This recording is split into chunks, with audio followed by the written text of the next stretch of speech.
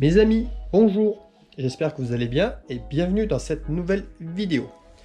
Allez, petite précision avant de démarrer les vérifications. Au niveau du train avant, il vous faut vérifier, par exemple si c'est un châssis d'occasion que vous allez voir et que vous voulez en vérifier donc l'état du châssis.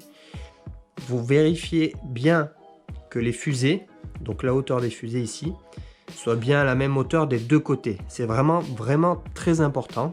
Hein, d'accord, donc vous regardez bien que ce soit identique des deux côtés. Deuxième point, les excentriques. Ici, ils doivent être réglés exactement pareil de l'autre côté. Attention, certains châssis ont des excentriques en dessous. Donc voilà, vous l'aurez compris, il faut un réglage identique, excentrique et hauteur des deux côtés. Vraiment identique. Éventuellement, vous pouvez vérifier le parallélisme, mais bon, dans l'ensemble, le parallélisme ne fait que la direction, ne joue pas vraiment sur la hauteur ou la chasse du châssis. C'est bien de le faire avant de commencer les vérifications, comme ça au moins on est sûr que le réglage est vraiment nickel. Pareil pour derrière, on vérifie les trois paliers qui soient vraiment à la même hauteur, à ce niveau-là. Pareil, c'est très important. Identique sur les trois. C'est vraiment très important. J'insiste là-dessus parce que des fois, il y en a qui font pas très attention. Et on m'a déjà ramené un châssis qui m'a dit oui, il est tordu, machin. Et quand j'ai vraiment vérifié en vérité tous les réglages, ben, il s'avère qu'en fait, il y avait une fusée qui était plus basse que l'autre. Donc, ce qui fait que forcément, une roue touchait avant l'autre. Donc quand j'ai remis les deux, comment on appelle ça, les deux fusées au même niveau, là tout est rentré dans l'ordre. Donc vraiment faites attention à ce genre de choses, c'est vraiment très important pour pas que ça vous fausse le résultat. Allez, c'est parti. Allez, on se retrouve à l'atelier sur un de mes cartes pour que je puisse vous montrer les deux techniques que vous pouvez réaliser au moment d'acheter un kart pour que vous puissiez voir si le châssis est tordu ou pas. Alors, je préfère me dire, ça vaut pas un marbre, évidemment, mais ça vous dira de suite si le châssis est tolérable pour pouvoir rouler correctement ou pas. Pour ça, il vous faut une dalle de béton, du bitume, un sol le plus plat possible et bien évidemment dur, hein, pas de la terre ou des cailloux. Hein. Faut rester sur comment dire, sur une surface la plus plate possible, d'accord?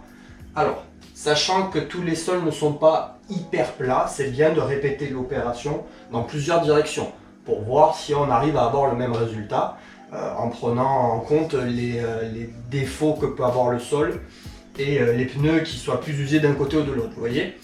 Donc là, on est sur une dalle de béton que j'ai un petit peu balayée, elle n'est pas parfaite, d'accord? Je ne vais pas le faire dans toutes les directions, mais je vais vous montrer le procédé, pardon.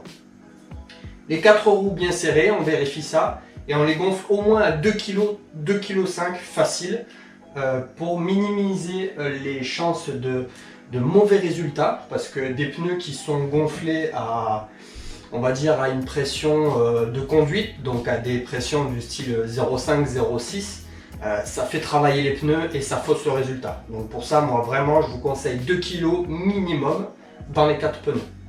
Donc, très simple, carte au sol, d'accord? Vous prenez le volant et vous le tournez face à vous, bien embuté, d'accord? Voilà, comme ça. Donc là, on peut s'apercevoir que la roue avant est levée et qu'elle tourne facilement. Ensuite, on peut venir appuyer ici, sur l'axe, tout en restant bien embuté au volant ici. On peut s'apercevoir que le kart fait la bascule. Quand une roue est au sol, la roue opposée derrière doit être levée. La roue arrière posée, la roue avant doit être levée. Donc la bascule se fait de ce côté, il n'y a pas de problème. Il faut répéter l'opération de l'autre côté. Attention, il y a le poids du moteur. Donc normalement, si le châssis n'est pas tordu, il doit quand même se lever, d'accord? Donc on répète l'opération. Volant bien embuté, on peut s'apercevoir que la roue ici est bien levée, d'accord? On appuie au niveau de l'axe, la roue s'arrête Et la roue arrière est quand même levée, beaucoup moins parce qu'il y a le poids du moteur, évidemment, ça fait travailler un petit peu le châssis. Mais il faut qu'il se lève. S'il ne se lève pas dans toutes les directions, c'est pas très bon signe. Donc, petite technique, on fait tourner la roue. Et là, on peut s'apercevoir, alors c'est bien d'être à deux aussi si vous voulez, il y en a un qui regarde aussi. Hop, la roue se lève, c'est bon. Ensuite, deuxième technique, donc pour ça, le mieux c'est d'immobiliser le volant. Donc vous pouvez utiliser des sangles ou des tendeurs. Donc des petits tendeurs c'est très bien aussi, on fait comme on peut. Donc là, je vais faire comme ça. Je vais passer par ici. Bon là, ils sont un petit peu courts, c'est pas l'idéal. Voilà. Après, si on veut, si on a deux tendeurs plus longs, on peut passer sous le siège, en accrocher un là et l'autre ici. Il y a d'autres techniques. Le mieux, c'est de l'immobiliser comme on peut, au maximum. Donc moi, je vais passer par là. Là, c'est vraiment pour faire de la vérif. Hein. Je fais comme ça. Je fais comme ça. Voilà, là, ça ira. Pour pouvoir faire le test. Ensuite, je vais prendre une petite cale en bois. Voilà. On enlève le pare-choc, donc on fait sauter les sauterelles. Ouais, t'es bien serré celle-ci. Voilà, on tire sur la barre.